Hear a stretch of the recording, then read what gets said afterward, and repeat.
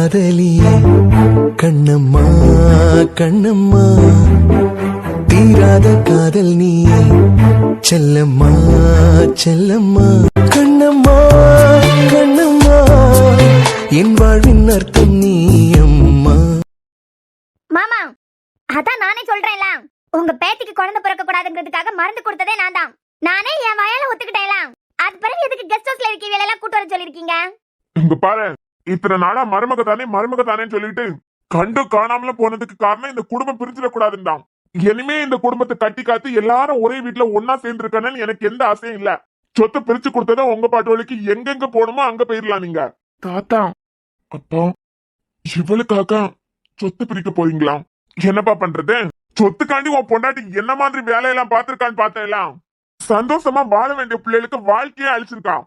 என்னமா சொத்தை பிரிச்சு கொடுக்காம என் தலையிலேயே கட்டி வச்சுட்டு இருந்தேன்னு வச்சுக்கோ, உன் பொண்டாட்டி எப்ப எங்க தலையிலேயே அம்மிக்கலை தூக்கி போட்டு கொல்ல போறான்னு தெரியல. அன்பு என்னப்பா உங்க வாழ்க்கையெல்லாம் இப்படி விளையாடி இருக்கான்? எதுவுமே சொல்லாம வாயை கூட திறக்காம நின்னா என்ன பார்த்தோம்? என்னமாமா பேச சொல்றீங்க? சின்ன வயசுலயே இதே வீட்டுலதான் நானும் பிறந்து வளர்ந்துட்டு இருக்கேன். சின்ன குழந்தையா இருக்கும் போதே எங்க பிரச்சனையால கூட இந்த குடும்பம் பிரிஞ்சிடக்கூடாது, ஒவ்வொரு ஸ்டெப்லயும் யார் மனசையும் புண்படுத்தாத மாதிரி தான் நடந்துக்கணும், எந்த காரணத்தை கொண்ட இந்த குடும்பம் பிரிஞ்சிடக்கூடாதுன்னு சொல்லி கொடுத்துதான் வளர்த்திருக்காங்க அம்மா அப்பா. அதனாலதான் ஆகாஷ்க்கு என் மேல என்ன பொறாம இருந்தாலும் எங்க மேல என்ன கோபம் இருந்தாலும் அவன் முகத்துல அடிச்ச மாதிரி சில நேரம் ஆபீஸ் விஷயத்துல பேசினா கூட நாங்க கண்டும் காணாமலாம் போயிருவோம். என்ன பேசுறதுன்னே தெரியல மாமா. அதான் உன் பொண்டாட்டி நல்லா பேசிட்டாலாம். குடும்பம் குடும்பம்னு சும்மா நடிச்சிட்டு இருக்காதுங்க. பிரிஞ்சாலும் ஒன்னாலன்னு அவ வாயாலே சொல்லிட்டாலாம். ஏங்க உங்களுக்கு கொஞ்சமாவது மனசாட்சி இருக்கா? அவ எந்த நிலைமையில நின்னுட்டு இருக்கா? அவ வாழ்க்கையில விளையாடிட்டு அவ பேசுற 4 வார்த்தையை புடிச்சிட்டு நிக்கிறீங்க. உங்களால எந்த அளவுக்கு மனசு உடைஞ்சு போய் நிக்கிறான்னு உங்களுக்கு தெரியுதா? இங்க பாரு சாம், இது எங்க குடும்ப விஷயம். வெளிய இருந்து வந்தவன் நீ எல்லாம் பேசக்கூடாது. நீங்க கொஞ்ச நேரம் சத்தப்படாம நிக்கிறீங்களா? நீங்க உங்க பெத்தவிய கிட்ட முன்னமே தைரியமா சொத்து பிரிச்சு கேட்டிருந்தீங்கன்னா இப்ப இந்த பிரச்சனை வந்திருக்காது. உங்களுக்கு தைரியம் இல்லாததுனால நான் எல்லா வேலையும் பார்க்க வேண்டியதா இருக்கு. ஆனா அம்மாடி இனியா, நீ சூப்பரா காய நகர்த்திட்ட. குடும்பம் குடும்பம் உடைஞ்சிடக்கூடாது, பிரிஞ்சிடக்கூடாதுன்னு சொல்லிட்டு எல்லாரும் என்னையே வெறுக்க மாதிரி ஒரு பிளான போட்டு வச்சிருக்க பாத்தியா? நீ என்ன நினைச்சாலும் என்ன பேசினாலும் நான் பேசினது தப்புன்னு உன்கிட்ட மன்னிப்பு கேட்க போறது இல்ல. ஏன்னா இந்த குடும்பத்தை விட எனக்கு என் புருஷன் தான் முக்கியம். குடும்பம் என்ன, என் புருஷனுக்கு அப்புறம் தான் தாத்தா பாட்டி அம்மா அப்பா எல்லாரும். ஒரு நாள் என் புருஷன் தலையை ஏத்துக்கிட்டு தலை குனிஞ்சு நடந்திருக்காரு. எங்க வாழ்க்கையில விளையாடிட்டு கொஞ்சம் கூட குற்ற உணர்ச்சி இல்லாம இப்ப கூட சொத்தை பத்தி பேசுற பத்தியா? உன்ன மாதிரி ஒரு பொம்பளைய இந்த உலகத்துல நான் எங்கேயும் பார்த்ததில்ல. சொத்துக்காண்டி எங்களுக்கு குழந்தை பிறக்காத மாதிரி எல்லா வேலையும் செஞ்சிருக்க. நீ எல்லாம் நல்லா இருப்பியா? இனியா நீ பேசுறதெல்லாம் இவங்களுக்கு உரைக்கும்னு நினைக்கிறியா? டேய், அவளை கட்டினவே அமைதியா நிக்கான். எங்க ஏதோ வந்தவே உனக்கெல்லாம் என்ன பேச்சுங்க? எங்க குடும்பத்துக்கு உனக்கு என்ன சம்பந்தம்? உங்க குடும்பத்துக்கு எனக்கு எந்த சம்பந்தமும் இல்ல. ஆனா தாத்தா அவர் சொல்லட்டு அப்ப நான் வாய மூடுறேன். அது மட்டும் இல்ல, உங்களால பாதிக்கப்பட்டது ஏஞ்சலோ இல்ல ஆர்த்தியோ இல்ல, உங்களால பாதிக்கப்பட்டது என்னோட 2 பெஸ்ட் ஃப்ரெண்ட்ஸ் தான். அவன் அமைதியா நிக்கிறான்னா அதுல 1000 அர்த்தம் இருக்கு. ஆனா என்னால எல்லாம் அமைதியா நிக்க முடியாது. உங்க தப்ப மறைக்கணும்னு சொல்லிட்டு கேள்வி கேட்க வேலையெல்லாம் வாய மூட வைக்காதுங்க. மாமா, இவனுக்கு நம்ம குடும்பத்துல உள்ளவங்களுக்கு என்ன சம்பந்தம்? இவன் அரசோட பையன், அவ்வளவுதான். எனக்கிட்ட வந்து கேள்வி கேட்கான். மச்சான் நீ கொஞ்சம் சும்மா நில்லுடா. அப்படியெல்லாம் நிக்க முடியாதுதான். தாத்தா சொல்லட்டும். தாத்தா ஒருவேளை இந்த வீட்டுக்கு எனக்கு எந்த சம்பந்தமும் இல்லைன்னு சொன்னார்னா அப்ப வாய மூடண்டா. கண்டிலாம் கண்டிலாம் இவன் பேசியதான். உன்ன மாதிரி ஒரு கேடு கட்ட பொம்பளைய நான் இந்த உலகத்திலே பார்த்தது இல்ல. அடுத்த வீட்டுல உள்ளவன் இங்க வந்து எனக்கிட்ட கேள்வி கேட்கான். அவனுக்கிட்ட என்ன யாது நீங்க கேட்காம என்னட்டு சண்டைக்கு வரீங்க? என் பிள்ளைக்கு உன்ன மாதிரி ஒருத்திய கட்டி வச்சுட்டேன்னு இப்ப கவலைப்படுறேன். அவனுக்கு நம்ம குடும்பத்துக்கு என்ன சம்பந்தம்னு கேட்டான். எனக்கிட்ட சம்பந்தம் இல்லாம பேசுறீங்க. அவனுக்கு இந்த குடும்பத்துக்கு என்ன சம்பந்தம்னு என்னமா கொஞ்ச நேரத்துல உனக்கு காட்டுறேன். அப்பா நீங்க கொஞ்ச நேரம் சும்மா நிக்கிறீங்களா? அவருக்கு விவரம் பத்தாததுனால தான் நான் பேசியேன். ஆமாமா பாத்துக்கிட்டு தானே நிக்கேன்.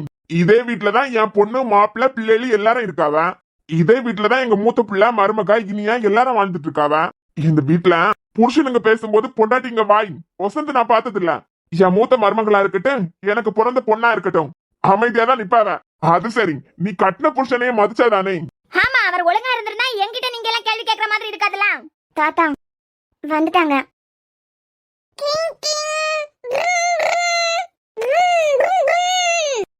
கொஞ்சம் வாய் மூடி. மது தாத்தா எதுக்காக நம்மள கூப்பிட்டாரு? அத்தான், இங்க ஏற்கனவே என்னமோ பிரச்சனை போயிட்டு இருக்குன்னு நினைக்கிறேன். நீங்க எதுக்குங்க இனியா கிட்ட நடந்ததுக்கெல்லாம் ருக்குவத்தை தான் காரணம்னு சொன்னீங்க? நான் சொன்னது தப்புன்னு நான் எந்த இடத்துலயும் ஃபீல் பண்ண போறது இல்ல. என்ன பொறுத்த வரைக்கும் நான் சொன்னது சரிதான். நான் சொன்னதுனாலதான் அன்பு கூட ஒன்னா சேர்ந்து வாழணுங்கிற முடிவுக்கே அவ வந்தா. பாஸ்னோ தாத்தா கூப்பிட்டு விட்டுருக்கீங்க? ஆமா மித்ரன், இந்த சொத்து பிரிக்கலான்னு முடிவு பண்ணிருக்கேன். அதான் சம்பந்தப்பட்டவங்க எல்லாம் இங்க நிக்கணும்ல, அதுக்கு தான் வர சொன்னேன்.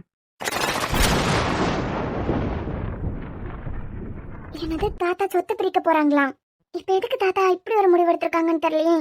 சொத்தை பிரிக்கிறதுக்கு நமக்கு என்ன சம்பந்தம்? தெரியலையேங்க. அன்பு, தாத்தா, நாளைக்கே சொத்து பிரிச்சு அவங்க கையில குடுத்துறணும். நாளைக்கே ஆளுங்களை வர வச்சிரு. அப்பா எப்ப போதம்பா. ஒரு ஆம்பளை எங்க பேசணுமோ அங்க ஸ்ட்ராங்கா நின்னு பேசினா இப்ப இந்த அளவுக்கு வந்திருக்காது. நல்லபடியா வாழணும்னு வாழ்க்கை ஆரம்பிச்ச பிள்ளைங்களோட வாழ்க்கையில இப்படி ஒரு கேடுகட்ட வேலையை பார்த்துட்டு கொஞ்சம் கூட குற்ற உணர்ச்சி இல்லாம அவன் பொண்டாட்டி நிக்கிறான். இனிமே உங்களை மாதிரி பட்டவியலை எல்லாம் இந்த வீட்டுக்குள்ள வச்சிருக்கிறதுல எனக்கு விருப்பம் இல்ல. அப்படி பிரிச்சு கொடுங்க, நாங்க பாட்டுக்கு போயிட்டே இருக்கோம். அதான் பிரிச்சு கொடுத்துட்டேன்னு சொல்லிட்டேன்ல. பிரிச்சு கொடுக்கறதெல்லாம் சரிதான். இப்ப வரைக்கும் யாருக்கு எப்படின்னு பங்கு நீங்க சொல்லவே இல்லையே. என்ன ஆளுங்க எல்லாம் வரும்போது அமைதியா இருப்போம், ஒண்ணும் சொல்ல மாட்டோம்.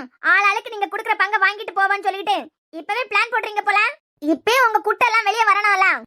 ருக்கு, என் அப்பா கிட்ட நான் என் அண்ணனுங்க என் அத்தா கூட எந்த கேள்வியும் கேட்டதில்ல. இந்த சொத்துல பாதிக்கு மேல பங்கு அத்தானுக்கு சொந்தமானதுதான். அவர் கூட இந்த மாதிரி எல்லாம் ஒரு நாள் எதிர்த்து பேசினது இல்ல.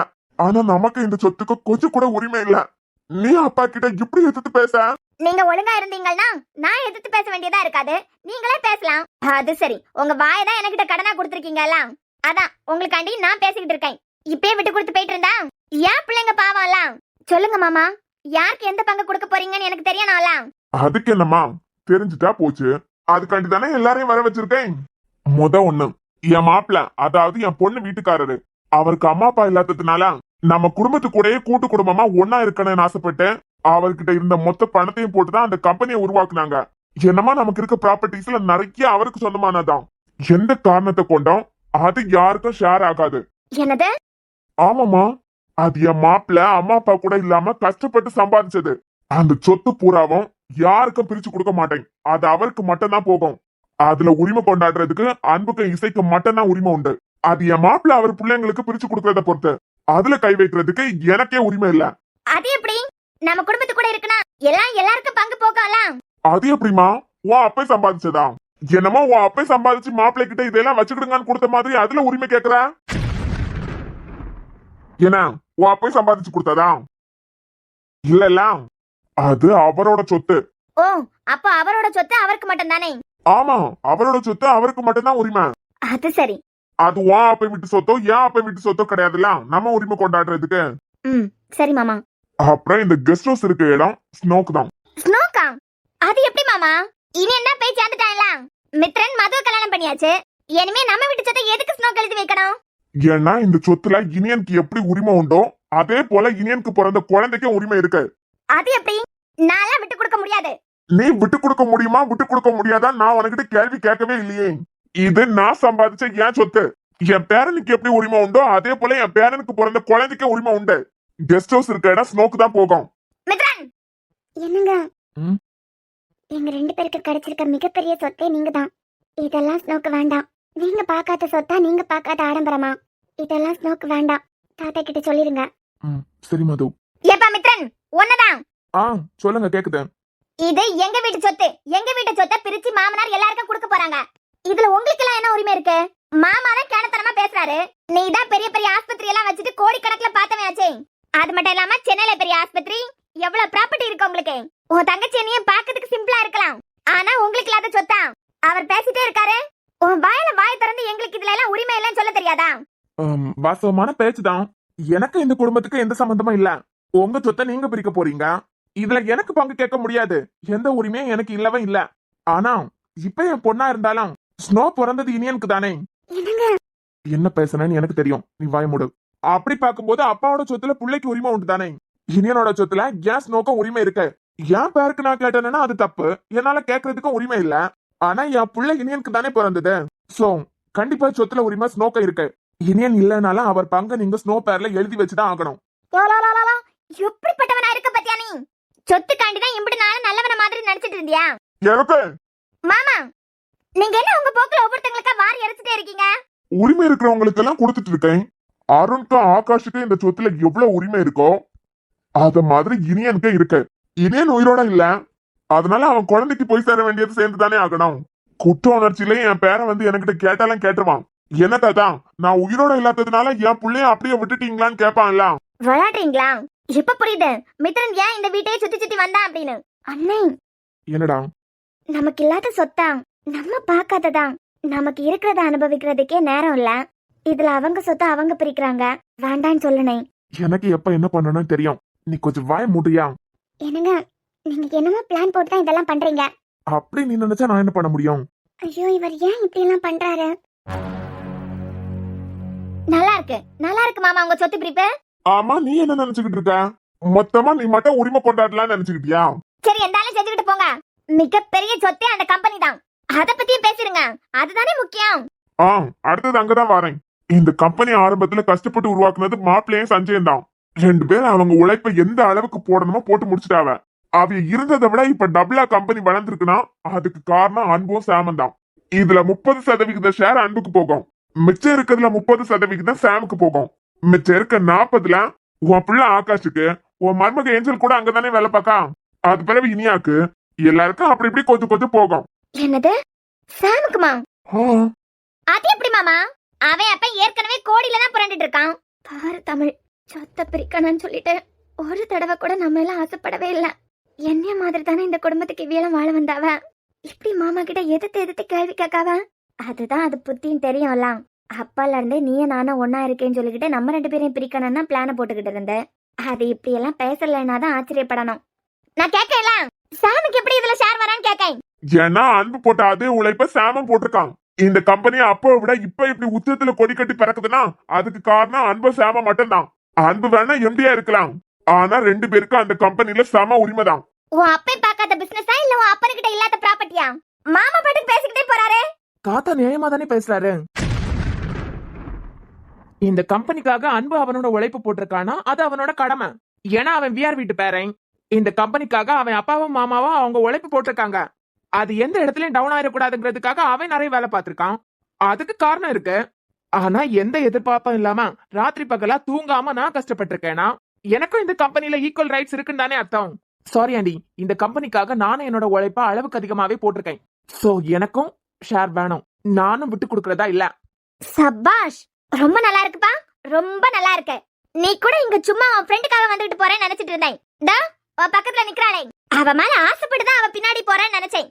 ஆனா அவளையும் கரெக்ட் பண்ணி அவ அப்பனுக்கு தான் ஏகப்பட்ட சொத்து போகுதே, அதே உன் அப்ப பேர்ல சேர்க்கலாம் தானே இருக்க. இருக்கலாம். விக்கியங்களோட பொண்ணை நான் கல்யாணம் பண்ணேன்னு வச்சுக்கோங்க. இப்ப சொத்துல ஆம்பளைங்களுக்கு இருக்க உரிமை பிறந்த பொண்ணுக்கும் இருக்குல்ல. அப்போ அங்கிள் இசை பேர்ல எழுதி வைக்கிறதெல்லாம் எனக்கு வரும்ல. அதுக்காக தான் வந்துட்டு போறேன். போதுமா? உங்களுக்கு என் சைட்ல இருந்து எந்த விளக்கமும் கொடுக்கறதுக்கு தேவையே இல்ல. உங்களை மாதிரி ஒரு கேடு கெட்டவங்கள நான் இந்த உலகத்துல பார்த்ததே இல்ல. பாருங்க பாருங்க, எவன் எல்லாமோ என்னென்னமா பேசிக்கிட்டு இருக்கான். அவனுக்கு 2 ஃப்ரெண்ட்ஸுங்கன்னா உயிரு. ஒன்னு இனியா, இன்னொன்னு அன்பு. இந்த வீட்டுல இருக்கவியெல்லாம் அன்பும் இனியாவும் எப்படி ஒண்ணு சேரணும்னு ஆசைப்பட்டமோ அதே மாதிரி அவனும் ஆசைப்பட்டிருக்கான். அதுக்காண்டி கம்பெனில அவனுக்கு சரிசமமா உரிமை இருக்குன்னு தூக்கி கொடுத்துருவீங்களா? ஆமா, சம்மதம் இருக்க அன்பு உழைப்பு போட்டிருக்கானா அதுல லாஜிக் இருக்கு. ராத்திரி பகலா உழைக்கிறது அவனோட உரிமை. ஆனா எந்த சம்பந்தமும் இல்லாம எந்த எதிர்பார்ப்பும் இல்லாம தான் ஃப்ரெண்டுக்காகவும் இந்த குடும்பத்துக்காகவும் அவனோட உழைப்பு போட்டிருக்கான். அவன் நினைச்ச காலம் 9 மணில இருந்து சாயந்தரம் 6 மணி வரைக்கும் வேலை பார்த்துட்டு வீட்டுல போய் நல்லா படுத்து தூங்கி ரெஸ்ட் எடுக்கலாம்ல. ஆனா எந்த சம்மந்தமும் இல்லாம அவனும் பாடுபட்டிருக்கான். அப்ப ஏன் பிள்ளை ஆகாஷுக்கு? ஆகாஷ், தாத்தா இங்க வாடா கண்ணா. இந்த வரேன் தாத்தா. என்ன எதுக்குடா கூப்பிடுறாரு? கம்பெனில பெருசா எதுனா சாகசம் பண்ணிருப்ப, அதான் சொத்து பிரிக்கும் போது உனக்கு எதுனா அவார்டு கொடுக்க போறாரோ என்னமோ தாத்தா. போடா லூசு. தாத்தா கண்ணா, சொத்து பிரிக்கிறதா முடிவாயிடுச்சு. கம்பெனி பத்தின பேச்ச வந்தாச்சு. உன் மனசாட்சிக்கு தெரியும் இல்லடா கண்ணா, அந்த கம்பெனிக்காண்டி யாரெல்லாம் அவங்க ரத்தத்தை சிந்தி இருக்காங்க, ராத்திரி பகலா எத்தனை பேர் உழைச்சிருக்காங்கன்னு உனக்கு தெரியும் இல்ல கண்ணா. நீ சொல்லுப்பா. தாத்தா வாய திறந்து சொல்லுடா, நீ எப்படி அந்த கம்பெனிக்காண்டி உன் உயிரை கொடுத்திருக்கன்னு சொல்லு. உன் தலையிலயும் உன் தம்பிக்காரன் தலையிலயும் மிளகா அரைக்கலான்னு முடிவு பண்ணிட்டாவ. உன் அப்பன மாதிரி நீயே கண்ணை மூடிக்கிட்டு இருந்தேன்னு வச்சுக்கோ, இந்த வீட்ல உனக்கு மரியாதை இல்லாம தான் போகும். சொல்லு கண்ணா. தாத்தா, நாங்க வேலை பாக்குறதுக்கு எனக்கு மாசம் மாசம் சம்பளம் வருது. எனக்கு கேட்டா எனக்கு அதுவே ஜாஸ்தி தான். என்னது? டேய், இந்த கம்பெனிக்காண்டி அன்பையும் சாமையும் விடுங்க. இனியா கம்பெனில இருந்து போட்ட உழைப்பு கூட நான் போட்டதில்ல. நான் இதுல ஷேர் கேக்குறது எந்த விதத்துல நியாயமே இல்ல தாத்தா. அப்படி நான் கேட்டேன்னா அது முட்டாள்தனம் தான். ஏன் இந்த வீட்டு மருமக ஏஞ்சல், அவ கம்பெனிக்காண்டி போட்ட உழைப்பு கூட நான் போட்டதில்ல. எனக்கு சொத்து பிரிக்கிறதுல விருப்பமே இல்ல தாத்தா. டேய் டேய், ஏன் புள்ளையா பிறந்துட்டு என்னடா பேசுற? இப்படியே பேசி பேசிதான் எனக்கு அன்புக்கு நிறைய இடத்துல சண்டை உருவாக்கி விட்டீங்க. எங்களுக்குள்ள நாங்க ஒத்துமையா தான் இருந்தோம். என் தம்பி அருண், அவனுக்கு இருக்கிற மூளை கூட எனக்கு இருந்ததில்ல. பேசி பேசி அவனுக்கு நீங்க என்னதான் வலை விரிச்சாலும் அவன் உங்க வலையில விழாம சொந்தமா தான் முடிவெடுப்பான். ஆனா நீங்க பேசி பேசி என்ன பெரிய பாவமே செய்ய வச்சிட்டீங்க. இப்ப கூட உங்களுக்கு நான் துணை நின்னேனா இந்த குடும்பம் பிரிஞ்சு சின்ன பின்னமா போயிடும். அதுக்கு நான் இடம் கொடுக்க மாட்டேன். டேய் டேய், என் பிள்ளையும் எனக்கு எதாவது திருப்பிட்டீங்கல்ல? அம்மாடி, இத்தனை வருஷமா அவன் புருஷன் அந்த கம்பெனில தான் வேலை பார்த்துட்டு இருக்கான். சாம்க்கு இருக்க உரிமை எனக்கு இல்லைன்னு சொல்லிட்டு போறான். அவனுக்கு பொண்டாட்டி நீ என்ன நினைக்கிறங்கிறத முக்கியம் இல்லம்மா. தாத்தா, இந்த வீட்டுக்கு நான் வரும்போது எப்படியாவது சொத்தை பிரிச்சு தனியா போயிடணுங்கிற ஆசையில தான் வந்தேன். இங்க வரும்போது ருக்குவத்தியோட ஆசையும் அதே தான் இருந்துச்சு. அவங்க கூட சேர்ந்துட்டு நானும் இந்த குடும்பத்தை விட்டு பிரிஞ்சு போனேன்னு ஆசைப்பட்டேன் தான். ஆனா இந்த சொத்தை பிரிக்கிறது எனக்கு 1% கூட விருப்பம் இல்ல தாத்தா. இங்க இருக்கவங்க எல்லாருமே அன்பால என் மனசையே மாத்திருக்கீங்க. கடைசி வரைக்கும் இந்த குடும்பத்துல சந்தோஷமா இருந்து சந்தோஷத்தை அனுபவிக்கணும்னு தான் ஆசையே தவிர இந்த சொத்து எங்களுக்கு வேணும், கம்பெனி ஷேர் எங்களுக்கு வேணும்னு பிரிச்சு பேச விருப்பமே இல்ல தாத்தா. எங்களுக்கு எதுவுமே வேண்டாம் தாத்தா. இப்ப அருண், நீ என்ன சொல்ல போற? தாத்தா, இந்த சொத்து எல்லாம் என் அப்பாவும் நானும் சம்பாதிச்சதோ இல்ல. இது எல்லாம் உங்களோடது. இதை பிரிச்சு கேட்க இங்க யாருக்கும் உரிமை இல்ல தாத்தா. கடைசி வரைக்கும் ஒன்னா இந்த வீட்டுல சந்தோஷமா இருக்கணும்னு தான் ஆசைப்படுறோமே தவிர சொத்தை பிரிக்கிறதுக்கெல்லாம் ஆசைப்படல தாத்தா. எங்களுக்கு இந்த சொத்துல எந்த பங்கும் வேண்டாம். இவன் எல்லாம் என் புள்ள. அவருங்க 2 பேருக்கும் விவரம் எல்லாம் பத்தாது. ஆமாமா, ஆளாளுக்கு இப்படி சொத்துல எனக்கு பங்கு வேண்டாம், எனக்கு பங்கு வேண்டாம், சொத்தை பிரிக்க வேண்டாம்னு சொன்னா என்ன அர்த்தம்? நாளைக்கே சொத்தை பிரிக்க தான் போறேன். அவங்களுக்கு சேர வேண்டிய பங்கு உங்க கையில வந்து சேரும். வாங்கிட்டு நாளைக்கே எல்லாரும் வீட்டை காலி பண்ணிருங்க. மாமா, வீட்டை காலி பண்ணிருங்கன்னா நாங்க எல்லாம் எங்க மாமா போவோம்? அம்மாடி பிரியா, இருக்கு மாதிரி நீயே இந்த வீட்டுக்கு வாழ வந்திருக்க மருமக தான். அவளுக்கே சொத்தை பிரிச்சுட்டு வெளியே போனன்னு ஆசைப்படுறா. மூத்த மருமக நீ. அவங்க ஆசைப்படுறாங்கன்னு எனக்கு அப்படி ஆசை இல்ல மாமா. அண்ணாமா அப்பால இருந்தே இப்படிதான் நல்ல பேர் எடுக்கணும்னு சொல்லிட்டு இந்த வீட்டுக்கு வாழ வந்த காலத்துல இருந்தே ஓவரா தான் நடிச்சிட்டு இருக்க. யார் நடிக்கிறான்னு எங்களுக்கு தெரியும். நான் தான் சொல்லிட்டேன், முக்கியமானது இதுதான். மிச்சம் இருக்கிறதெல்லாம் சரிசமமா எல்லாருக்கும் நாளைக்கு பிரிச்சு கொடுத்துருவேன். எல்லாத்தையும் சொல்லிட்டியா? இந்த வீடு விஆர் வீடு. இது நான் கஷ்டப்பட்டு என் உழைப்புல கட்டின வீடு. இங்க எனக்கு, ரமணிக்கு, அது பிறகு செல்லமாக்கு, எங்க 3 பேருக்கு மட்டும்தான் உரிமை. இந்த வீட்டை யாருக்கும் பிரிச்சு கொடுக்க முடியாது. வீட்டை பிரிச்சு கொடுக்க முடியாதா? ஆமாமா, சொத்து பிரிச்சு கொடுத்ததுக்கு பிறகு நாங்க எங்க போவோம்? எங்களுக்குன்னு இருக்கிறதுக்கு இடம் வேணாம்ல.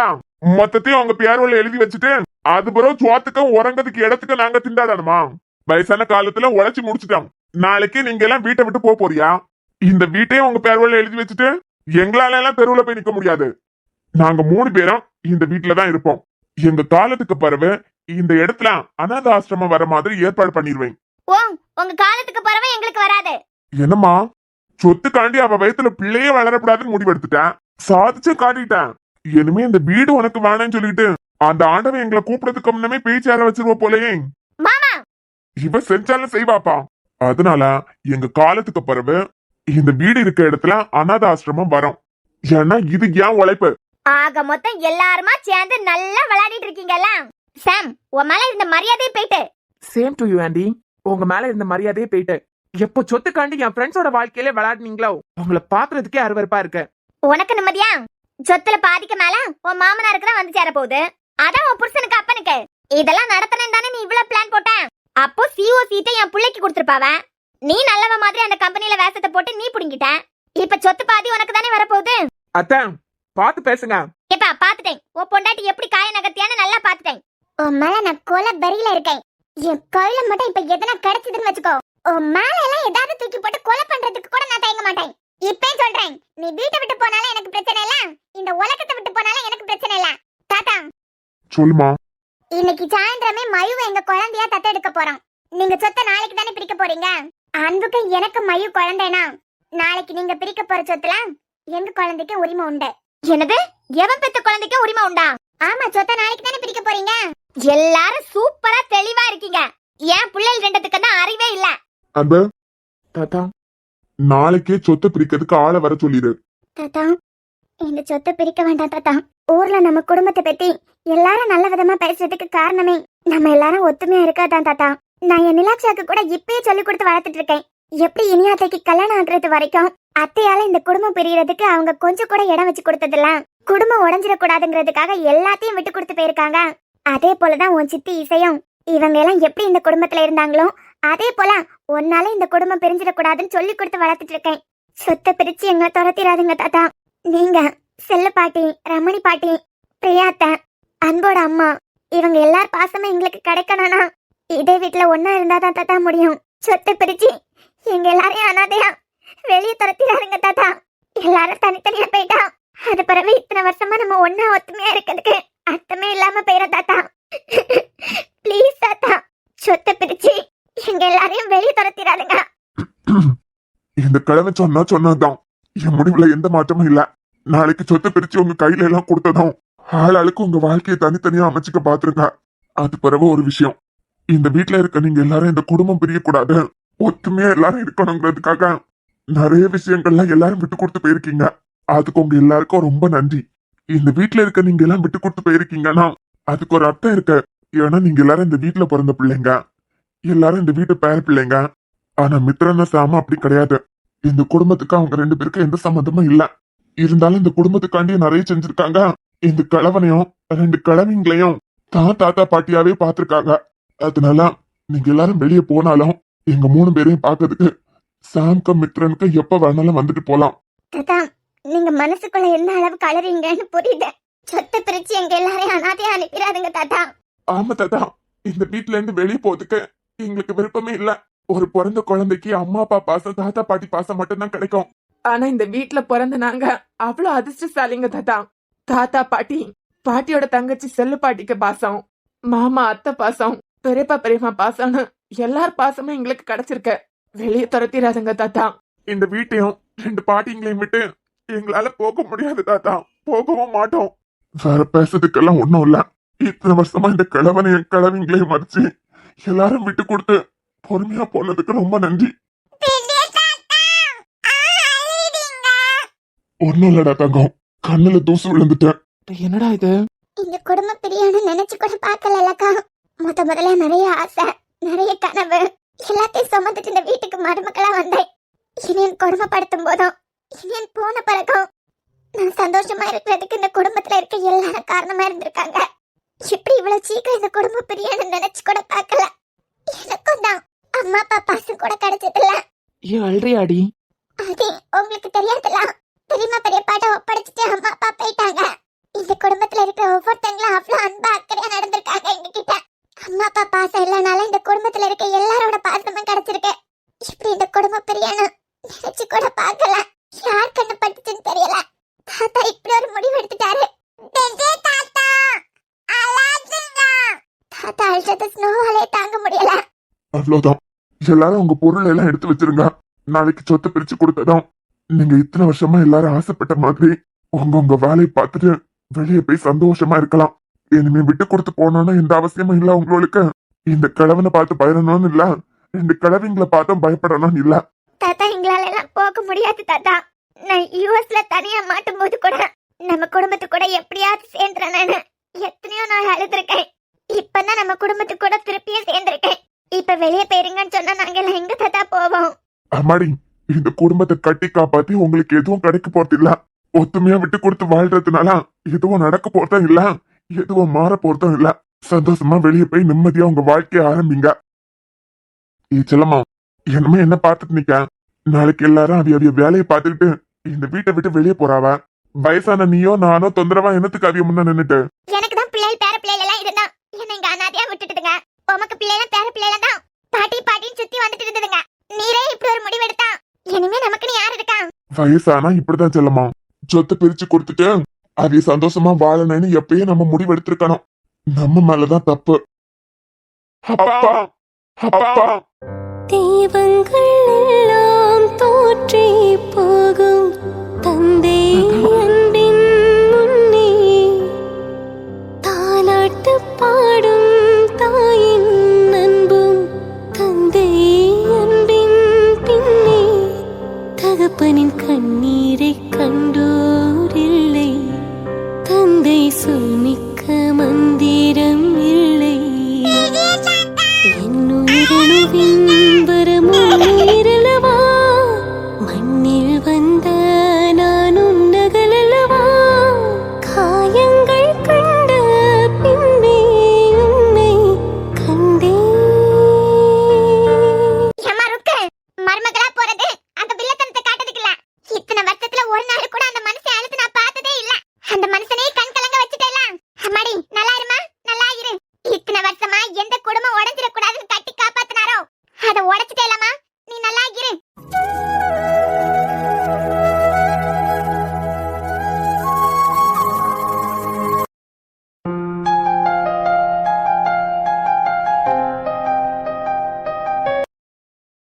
எப்படி இத்தனை வருஷமா உங்களால முடியாததை நான் சாதிச்சு காட்டிட்டேன் பாத்தீங்களா?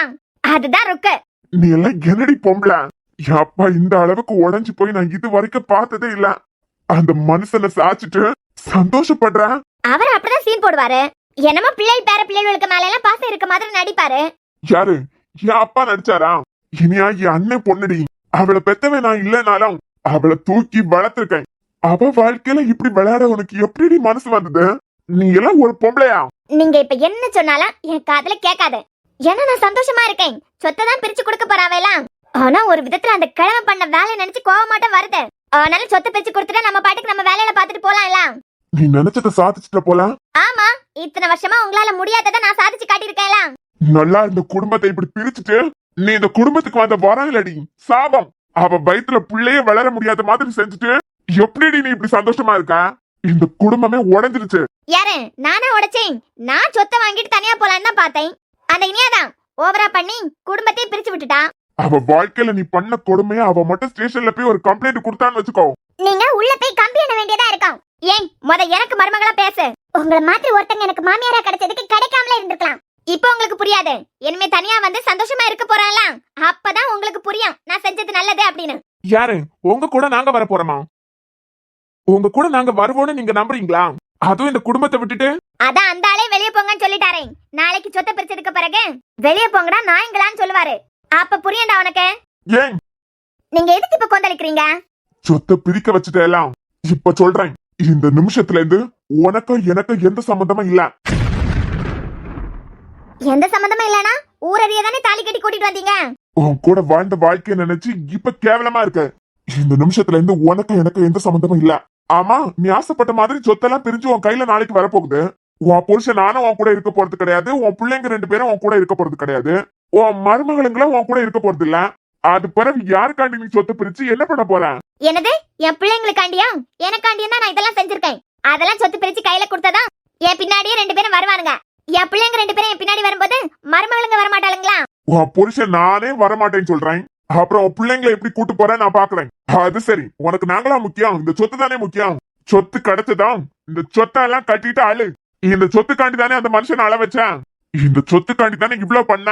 நம்ம தூக்கி வளர்த்த பொண்ணுங்கனியா அவளுக்கு வாரிசே இல்லாத மாதிரி செஞ்சுட்டேலாம். எல்லாத்துக்கும் இந்த சொத்து தானே காரணம். இந்த சொத்தையே கட்டிட்டு அழு. சை, இவெல்லாம் ஒரு பொம்பளை. அண்ணே, இந்த வீட்டுக்கு நமக்கு நாளையில இருந்து எந்த சம்பந்தமும் இல்லையா? இசை தாத்தா ரொம்ப உடைஞ்சிட்டாரு. பாவம், அவரால எங்க வாழ்க்கையில ருக்கத்தை எப்படி விளையாடி இருக்கோங்கிறத ஏத்துக்கவே முடியல. ரொம்ப உடைஞ்சிட்டாரு. சொத்துக்காக இவ்வளவு வேலை பார்த்திருக்காங்களாங்கிறத அவரால தாங்கிக்கவே முடியல. அதான் இத்தனை வருஷமா எது பிரியக்கூடாதுன்னு நினைச்சாரோ அதையே பிரிச்சு கொடுத்துட்டுறதா முடிவு பண்ணிட்டாரு. தாத்தா சாகுறது வரைக்கும் இந்த குடும்பம் பிரியக்கூடாது. நான் போனதுக்கு பிறகு இந்த குடும்பம் பிரியக்கூடாது. பிரியாம பாத்துக்கோடா. இதெல்லாம் இனியன் இருக்கும்போது இனியன் கிட்ட சொல்லி புலம்புவேன். இப்ப இந்த குடும்பத்தை நீதான் பாத்துக்கணும்னு எத்தனையோ நாள் என்கிட்ட சொல்லி புலம்பி இருக்காரு. என் கண்ணு முன்னாடியே குடும்பம் பிரிய போகுது. நாளைக்கு சொத்தை பிரிச்சு கொடுத்ததும் எல்லாரும் அவங்க வேலையை பார்த்துட்டு தனித்தனியா போறாங்க. இதெல்லாம் பாக்குறதுக்கு தெம்பே இல்ல. எல்லாத்தையும் விட எல்லாரும் போனதுக்கு பிறகு ரொம்ப வருத்தப்பட போறது தாத்தா தான். பார்க்கவே முடியலடா. அன்பு, கவலைப்படாதுங்க. எப்படி மித்ரன் கவலைப்படாம இருக்க முடியும்? கண்ணு முன்னாடியே குடும்பம் பிரிய போகுது. இனியாம ரொம்ப உடைஞ்சிட்டான். உங்களுக்கு எல்லாருக்கும் தெரியும் எல்லாம். அவளுக்கு என்ன விட வேற எதுவுமே முக்கியம் இல்ல. எனக்கு அப்புறம் தான் எல்லாம். அதான் தாங்கிக்க முடியாம அவங்க கிட்ட கேள்வி கேட்டுட்டா. ருக்கத்தை செஞ்சதை தாத்தாவால தாங்கிக்க முடியல. அதான் இப்படி ஒரு முடிவு எடுத்துட்டாரு. மனசு ரொம்ப கஷ்டமா இருக்கு.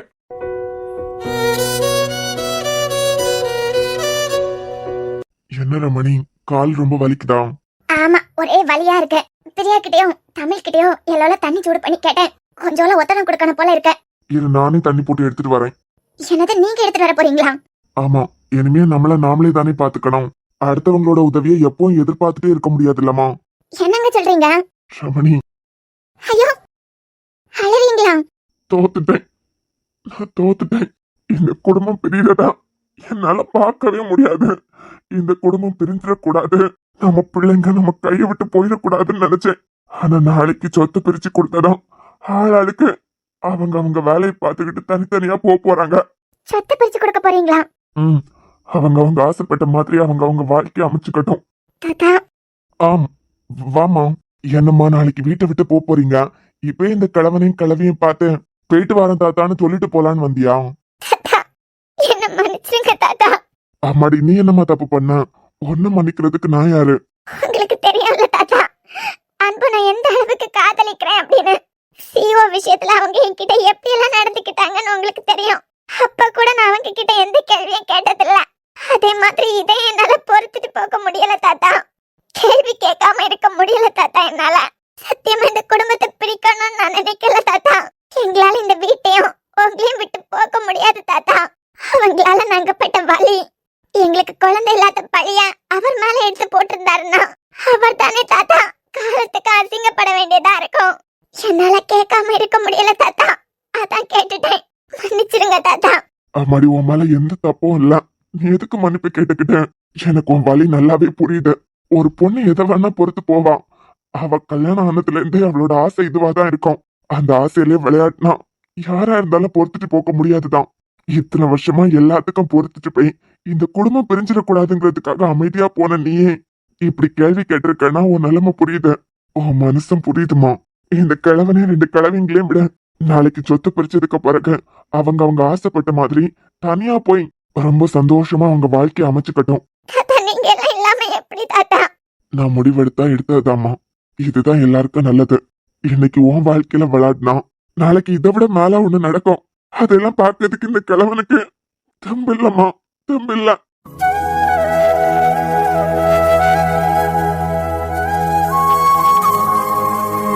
மாமா இப்படி ஒரு முடிவெடுப்பாருன்னு நான் நினைக்கவே இல்லை தமிழ். இந்த குடும்பத்துக்கு நான் வாழ வந்த நாள்ல இருந்து நீ எனக்கு ஒரு நாத்தனாரா இருந்ததே இல்ல. நம்ம 2 பேரும் நல்ல தோழிங்க மாதிரி தான் இந்த வீட்டுல இருந்திருக்கோம். ஏன் தமிழ், ருக்குக்கு மட்டும் இந்த குடும்பத்துக்கு கூட ஒன்னா இருக்கணும்னு ஆசையே இல்ல. வெளியே போய் என்ன சந்தோஷம் கிடைக்க போகுது? மாமா இப்படி ஒரு முடிவெடுப்பாருன்னு நினைச்சு கூட பார்க்கல. இனிமே ஆளாளுக்கு பிரிஞ்சு போய் என்ன கண்டோம், என்ன சாதிக்க போறோம்? அத மட்டும் தான் முடியுது. அப்பாட்ட போய் பேச கூட முடியல. மொத்தத்தையும் உடைச்சிட்டாங்க. என் பொண்ணுக்கு குழந்தையே பிறக்க முடியாத மாதிரி மருந்து கொடுத்துருக்காங்க. அப்பனா என் பிள்ளை இனியன் இறக்கும் போது இந்த அம்மா எவ்வளவு சந்தோஷப்பட்டிருக்கோம் தமிழ். இதை என்னால தாங்கிக்க முடியல. இனியன் இறக்கும் போது இவங்க எப்படி எல்லாம் சந்தோஷப்பட்டிருப்பாங்கன்னு நினைக்கும் போது என்னமும் நெஞ்சு வலிக்குது. மனசு போட்டு குழப்பிக்காத. முடியல, நாளையோட எல்லாம் முடிய போகுது. இந்த வீட்டோட சந்தோஷமே கலைஞ்சிடுச்சு. சொத்து பிரிச்சு கொடுத்ததா ஆளாளுக்கு கிளம்ப போறாங்க. இந்த வீட்டுல இருக்கிற ஒவ்வொரு இடத்துலயும் இனியனோட நினைவுகள் இருக்கு. ஒவ்வொன்றுலயும் ஒவ்வொரு நினைவு இருக்கு. எப்படி இந்த வீட்டை விட்டு போக போறோம்னு தெரியல.